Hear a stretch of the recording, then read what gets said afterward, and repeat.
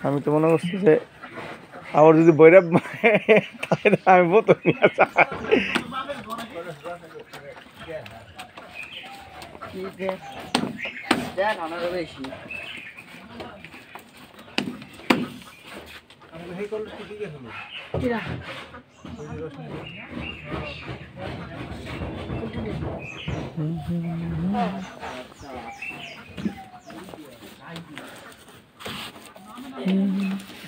আপনার তো এক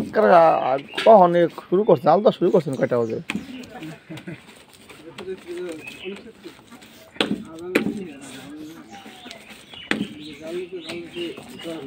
এমনি বানিয়ে আজকে হবে তারপরে আপনারা বাজার নেবেন বুঝতে